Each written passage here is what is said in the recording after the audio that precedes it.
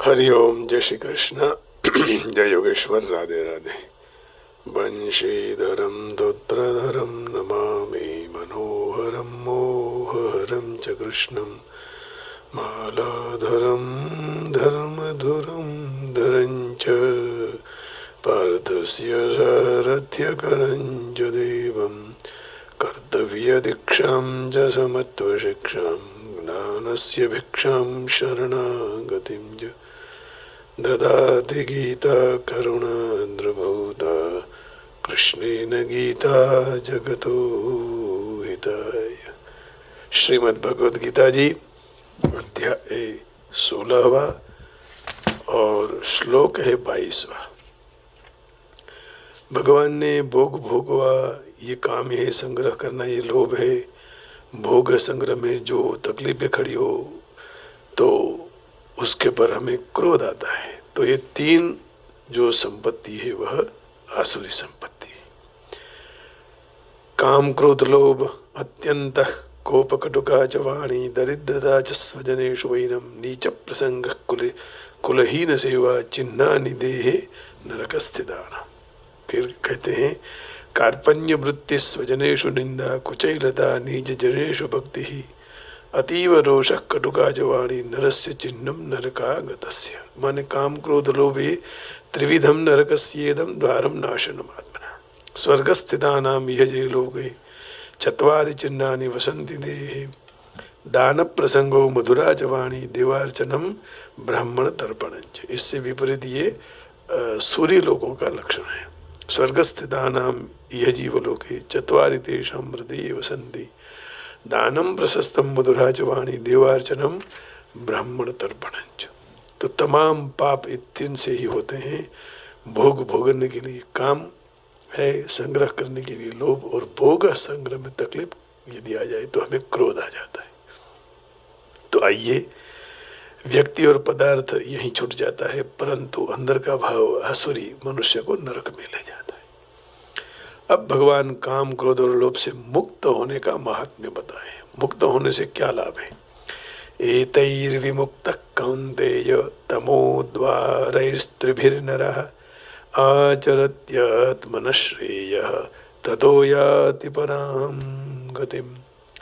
एतैर्विमुक्तः कौन्तेय तमोद्वारैस्त्रिभिर्नरः आचरत्यात्मनः ततो याति परां गतिम्। हे पुत्र, यह तीन नरकों के द्वार से छुटा हुआ मनुष्य अपने कल्याण का आचरण करता है, उससे वह परम गति को प्राप्त हो जाता है। और परम कार्य क्या है? कल्याण आचरण क्या है?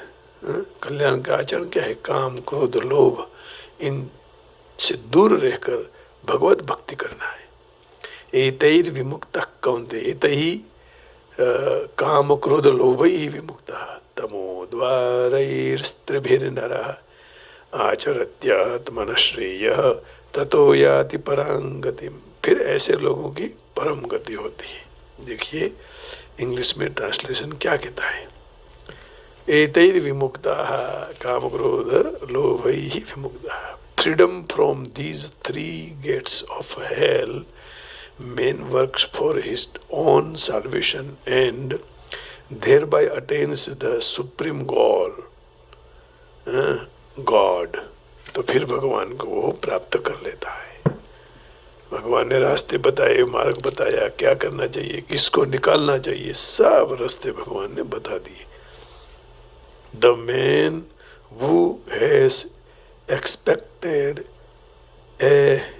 escaped these three gates of hell, O son of Kunti, performs acts conducive to self-realization and thus guardedly attains the supreme destinations। अंतिम जो लक्ष्य है वहां पहुंच जाता है, परम परांगतिम। तो एतैर् विमुक्तः कौन्तेय ततो याति परां गतिम्। पूर्व श्लोक में जिनको नरक के द्वार बताए गए हैं, काम क्रोध लोभ को यहाँ तमो के द्वार बताए हैं। तम नाम अंधकार है जो अज्ञान से उत्पन्न होता है।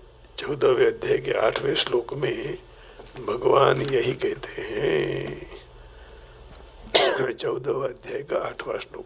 तमस्त्वज्ञानजं विद्धि मोहनं सर्वदेहिनं प्रमादालस्य निद्राभिस्तन्निबध्नाति भारत। तमोगुण का स्वरूप और उसको कैसे बांधने का है, क्या कौन सा प्रकार है। तमस्त्वज्ञानजं विद्धि मोहनं सर्वदेहिनं प्रमादालस्य निद्राभिस्तन्निबध्नाति भारत। हे भरतवंशी अर्जुन, सब देहधारियों को मोहित करने वाले तमोगुण को तो अज्ञान में से उपजा हुआ जान। तो यह जीवात्मा को प्रमाद, आलस और निद्रा के द्वारा शरीर के साथ अपना संबंध मानने वालों को बांध देते हैं। तमस्तु अज्ञानजं विद्धि मोहनम सर्वदेहिनम प्रमादालस्य निद्रा विस्तन्निबध्नाति भारत। प्रमाद दो प्रकार का होता है।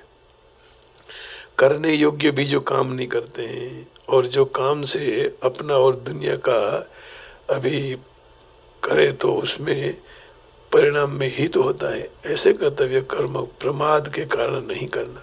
और न करने का काम करते हैं, जो काम से अपना दुनिया का अर्थात परिणाम में अहित होता है, ऐसे काम जो करते हैं। आलस भी दो प्रकार की है, ऐसे ही बैठे रहना, कोई कारण के बिना, आवश्यक काम भी नहीं करना, और ऐसा विचार करना कि बाद में कर लेंगे, अभी तो बैठे हैं।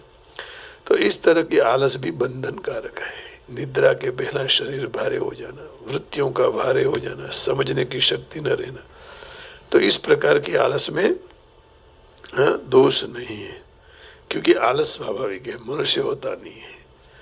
निद्रा के भी दो प्रकार बताए, तो कहने का भाव यही है कि इनको छोड़ना पड़ेगा, अज्ञान को छोड़ना पड़ेगा, तब परम शांति अचिरेणादि गच्छति, वही परम शांति को प्राप्त करते हैं। एक छोटा सा उदाहरण है कि शांति गई कहाँ। तो एक पिताजी चश्मे लगाकर एक अखबार पढ़ते थे, तो बीच में कोई आया, कुछ बात हुई, तो धीरे से उन्होंने चश्मे अपने इस तरह रख दिए, है ना, ऐसे। और फिर कोई आया तो उसका स्वागत किया, और स्वागत करने के बाद फिर से उनका मन अखबार पढ़ने में गया। तो वो अखबार पढ़ रहे थे, लेकिन चिल्लाने लगे कि भाई मेरे चश्मे किसने ले लिए, कहाँ गए चश्मे। तो ढूंढने लगे, खड़े हो गए, सब जानते थे कि पिताजी का स्वभाव कैसा है। तो उसी समय वहाँ उनका बच्चा आया, बोले क्यों चिल्ला रहे हो। बोले मेरे चश्मे कोई ले गया है, मिल नहीं रहे हैं। बच्चे ने कहा कि मैं आपको दे दूं, ढूंढ दूं। बोले हाँ, तो मुझे सिनेमा में जाने के लिए इजाज़त देना, पैसा भी देना और इजाज़त देना। पिताजी ने कहा ठीक है। तो बच्चे ने बताया कि देखो आपके ऊपर ही यह चश्मा लगे हुए हैं, कहीं नहीं गए, बस नीचे उतार लो, बात हो गई। इस उदाहरण का अर्थ यही है कि शांति अपने में ही है, हमें दिखाई नहीं देती। माने जो अकाम्य वस्तु भी आपके पास है ही, जो प्राप्त हुई ही है, माने प्राप्त वस्तु भी जब नहीं मिलती है तब भी अशांति होती है, तो ये अज्ञान है। अप्राप्त वस्तु न मिले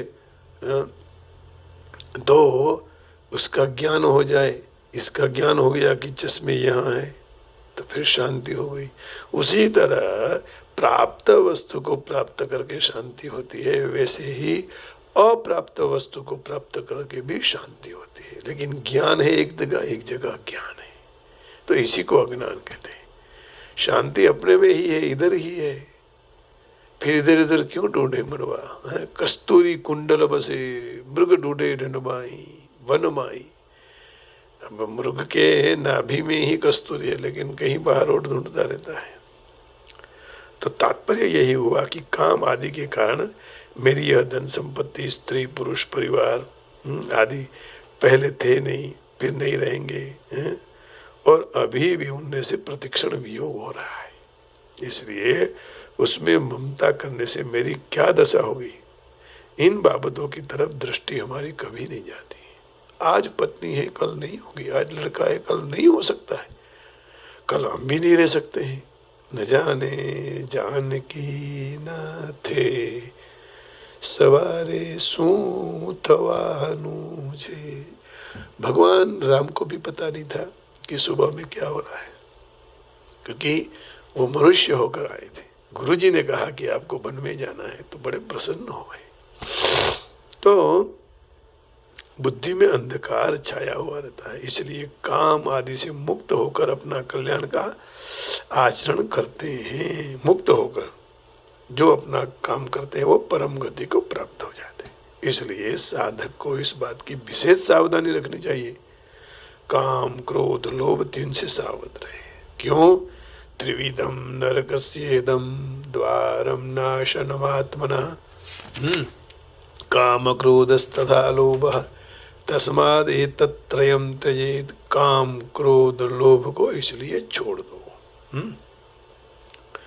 अब बार बार उनको अवसर देना अच्छी बात नहीं है, क्योंकि तीनों को साथ में रखकर जो साधन करते हैं वास्तव में वह असली साधक नहीं है। असली साधक तो वही है कि जो इन दोषों को अपने साथ रहने ही नहीं देते हैं। दोष हर समय खिचकता रहता है ना, क्योंकि उनके साथ रहने का अवसर देना ही बहुत बड़ी भूल है। मनुष्य साधना की तरफ तो ध्यान देता है, परंतु साथ में काम क्रोध आदि दोष रहते हैं, तो उनसे उनका कितना अहित हो जाता है, उसकी तरफ उनका ध्यान कम है, कम ध्यान देते हैं। इस कमी के कारण साधना करते करते साधक में सदाचार भी रहता है, दुराचार भी रहता है। हाँ? कहते हैं न कि सुमति कुमति सबके उर रही, सबके उर में है सुमति और कुमति। तो सद्गुण भी रहता है, दुर्गुण भी रहता है।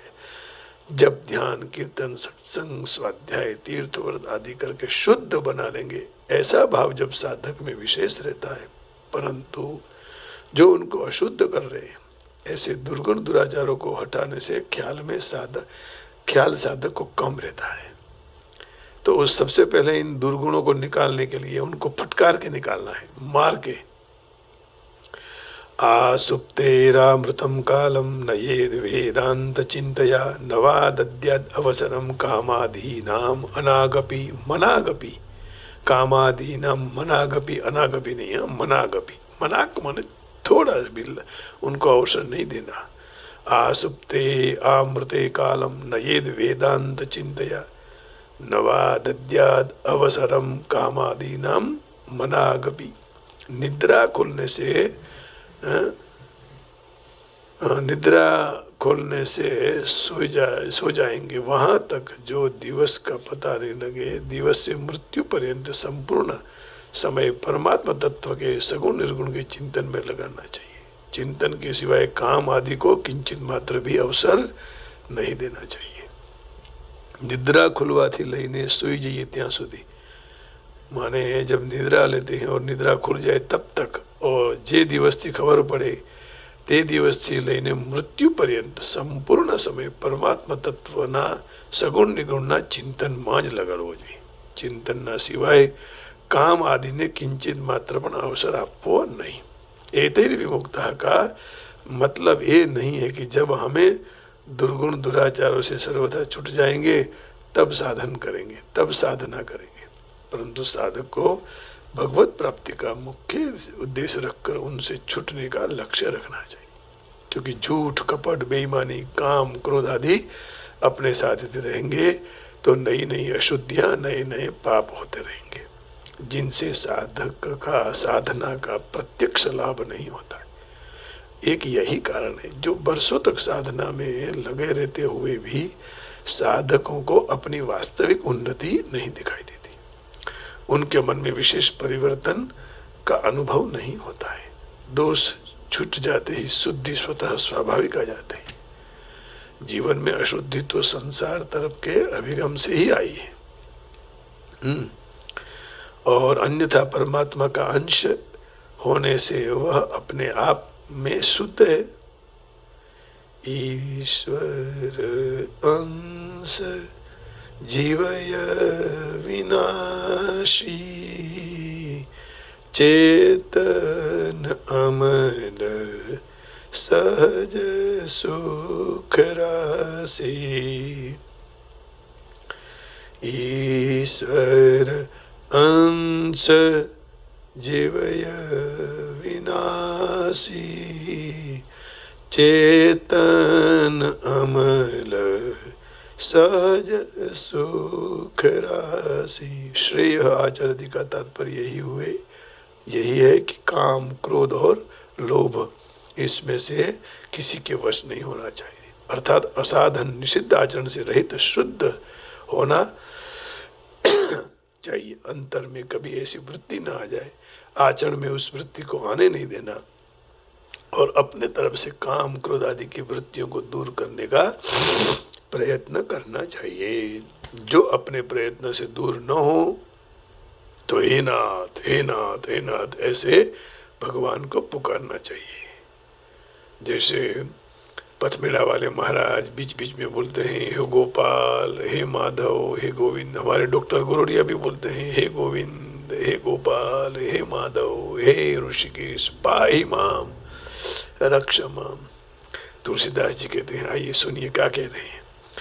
मम हृदय भवन प्रभु तोरा, तहाँ बसे आई बहु चोरा। अति कठिन करही बर जोरा, मानहि नहीं विनय निहोरा। मम हृदय भवन प्रभु तोरा, तहाँ बसे आई बहु चोरा। काम, क्रोध, लोभ सब मत ये शरीर में आकर बस रहे हैं, लेकिन प्रभु ये शरीर रूपी भवन मंदिर तो आपका है।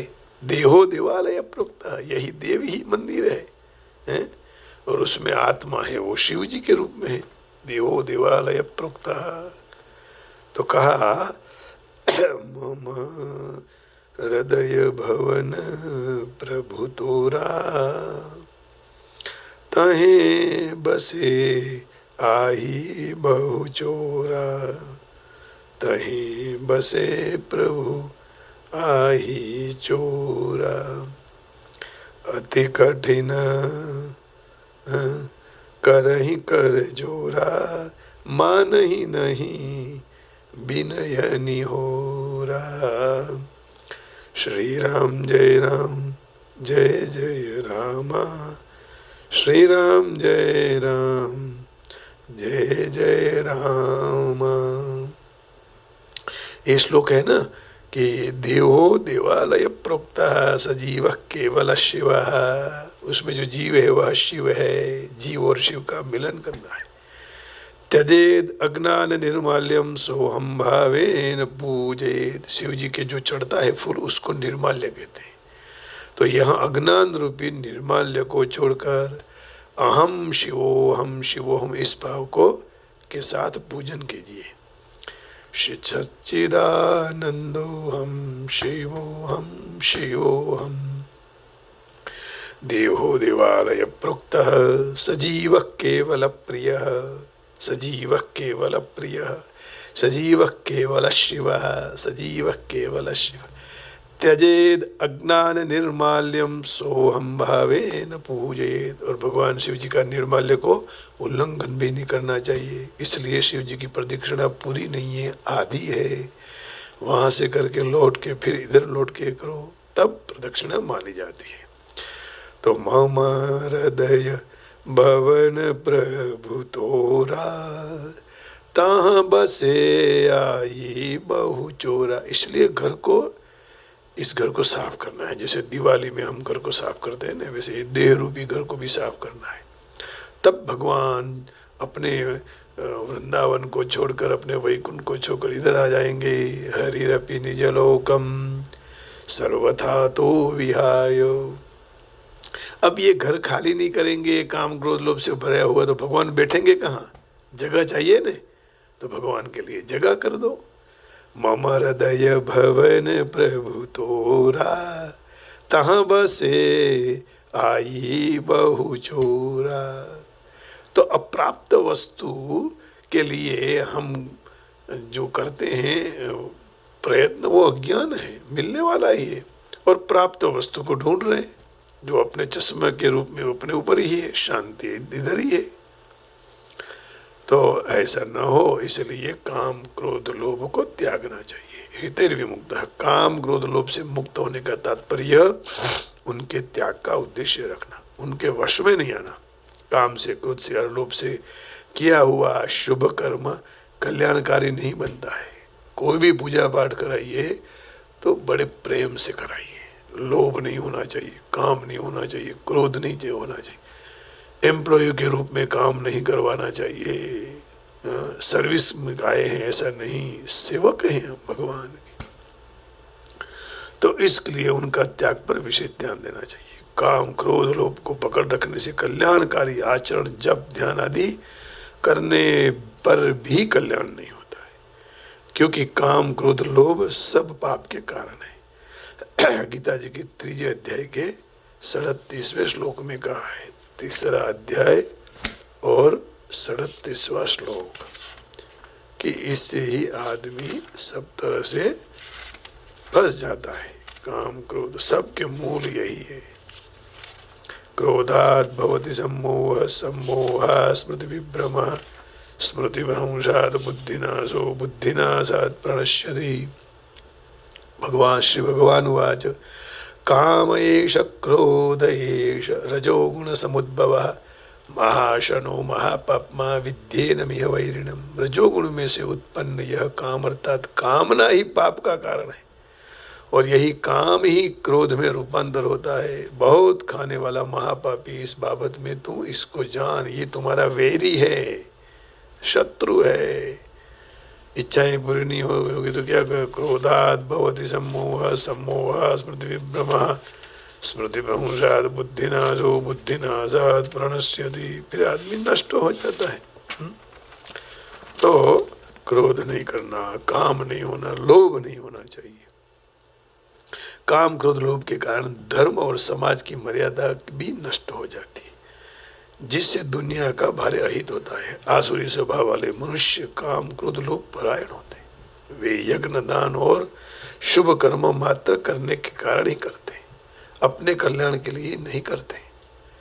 कथा करवानी है, सब लोग कहेंगे नहीं करवाई इसलिए कर रहे हैं, मत करो, लोगों को मत सुनो। क्या कहेंगे लोग, सबसे बड़ा रोग। वास्तु नहीं करवाइए, पूजा पाठ हवन नहीं करवाइए, जब तक आपका काम क्रोध लोभ न जाए तब तक नहीं करना चाहिए। क्योंकि यज्ञदान आदि शुभ कर्म का कर्म केवल करने के लिए करने से शुभ फल नहीं मिलता है, भगवान को प्रसन्न करने के लिए, जिससे दुनिया का स्वतः कल्याण होता है। आसुरी प्रकृति के मनुष्य ऐसे सज्जन मनुष्य को मूर्ख समझते हैं, उनके प्रति द्वेष रखते हैं, परंतु साधकों को आसुरी लोगों पर दया आती है, और वह उनके आसुरी लोगों को सद्बुद्धि देने के लिए भगवान से प्रार्थना करते हैं कि भगवान इनका मंगल करो। इसलिए भगवान ने कहा, एतैर्विमुक्तः कौन्तेय तमोद्वारैस्त्रिभिर्नरः आचरत्यात्मनः श्रेयः ततो याति परां गतिम्। परम गति को प्राप्त कर लेते हैं। The man who has except these 3 gates of hell, O son of Kunti, performs acts conductive of self-realization and thus godly attains the supreme destinations. अंतिम जो जाना है वह उसी से प्राप्त होता है। तो freedom from these 3 gates of hell, man works for his own salvation and thereby attains the supreme goal. फिर सुप्रीम वस्तु को माने भगवान को प्राप्त कर सकते हैं। व्यक्ति मानव जीवन में काम क्रोध लोभ रूप शत्रुओं से अत्यंत सावध रहना चाहिए। जितना इनसे मुक्त हो जाएगा उतना जीवन शुद्ध होगा। वैदिक शास्त्र विधि विधानों का पालन कर सकेगा। और मानव जीवन के नियामक सिद्धांतों का आचरण करने से मनुष्य अपने आध्यात्मिक साक्षात्कार की भूमिका की ओर आगे बढ़ता है। जो वह इतना भाग्यशाली हो या न हो, लेकिन अभ्यास से कृष्ण भावना, भजन, प्रेम की भूमिका जरूर उन्नत हो जाएगी और फिर वह सफलता को प्राप्त कर सकेगा। वैदिक साहित्य में कर्म और कर्मफल का मार्ग नियत है, जिससे मनुष्य शुद्धि संस्कार की अवस्था तक पहुंच सके। इन सब पद्धतियों को काम, क्रोध, लोभ के त्याग पर आधारित है और विधि का ज्ञान प्राप्त करके मनुष्य आत्म साक्षात की उच्च भूमिका में उन्नत तक जा सकता है। आत्म साक्षात्कार की पूर्णता सिद्धि भक्ति में है। ऐसी भक्ति में बद्ध जीव की मुक्ति के कारण होता है। वैदिक पद्धति के 4 आश्रम, 4 वर्णों का विधान किया गया है। विभिन्न वर्णों के लिए विभिन्न विधि विधानों की व्यवस्था है। जो मनुष्य उनको अनुसरे तो अपने आप आत्मा साक्षात्कार का सर्वोच्च पद को प्राप्त कर सकता है। तब उनकी मुक्ति में कोई शंका में स्थान रहता नहीं है। तो इसलिए एतैर्विमोहयत्येषः, इन तीनों से मुक्त होना चाहिए। अब उन तीनों से मुक्त हो जाओगे तो फिर मंगल ही है। कौन है वो 3? इसकी चर्चा तो हमने कर ही दी। कामेश, क्रोधेश, रजो गुण समुद्भवः।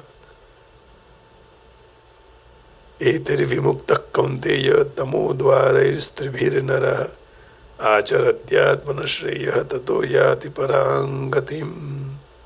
फिर परम गति को प्राप्त कर लेते हैं। एतैर्विमुक्तः कौन्तेय तमोद्वारैस्त्रिभिर्नरः आचरत्यात्मनः श्रेयः ततो याति परां गतिम्। आइए अब भगवान का थोड़ा संकीर्तन करेंगे और फिर कथा को यहाँ विराम दे देंगे। श्री गुरु चरण सरोज रज निज मन मुकुर सुधारि बरनौ रघुबर बिमल जसु जोदायक फलचारि। जोदायक फलचारि बुद्धिहीन तनु जानिके सुमिरौ पवन कुमार। बल बुद्धि विद्या देव मोहि हरहु कलेश विकार। हरहु कलेश विकार। जय हनुमान ज्ञान गुण सागर जय कवि सति रामदूत यतुलित बलधाम। रामदूत यतुलित बलधाम। अंजनी पुत्र पवन सुत नाम। अंजनी पुत्र पवन सुत नाम।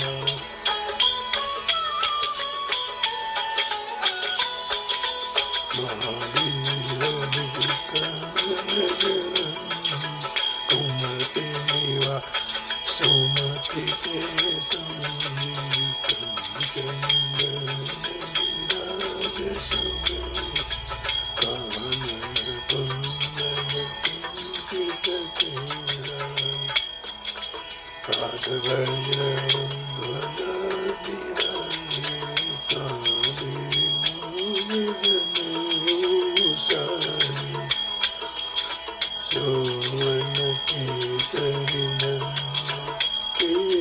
प्रताप महाजगवंदन।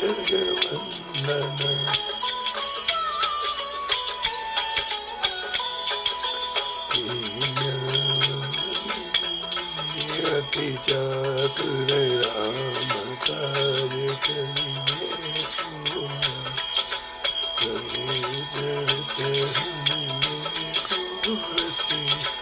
राम लखन सीता मन बसिया सूक्ष्म रूप दिखावा।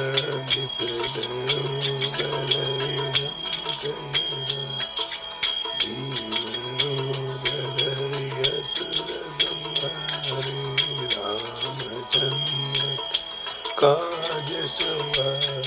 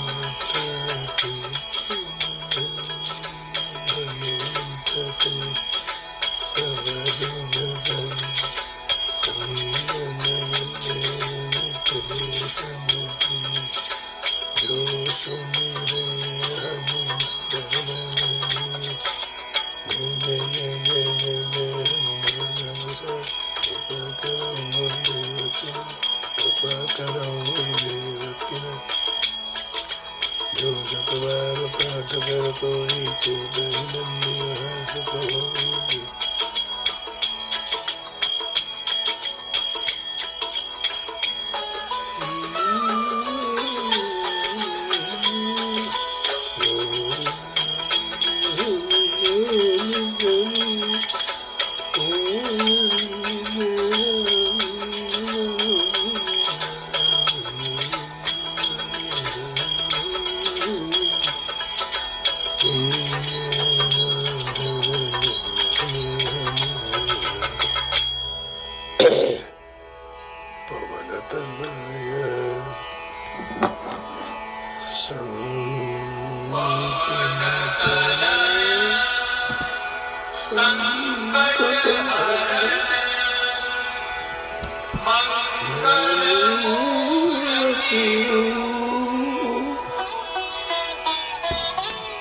राम लखन सीता सहित हृदय बसाओ सुरभूप। श्री रामचंद्र की जय। पवन सुत हनुमान की जय। आप सबके हृदय में बैठे हुए हनुमान जी महाराज को प्रणाम करके हुए वाणी को विराम देता हूँ। जय श्री कृष्ण। राधे राधे। हरि ओम। ओम नमः शिवाय। राम राम जी। राम राम जी। प्रभु जय। गोविंदा गोविंदा।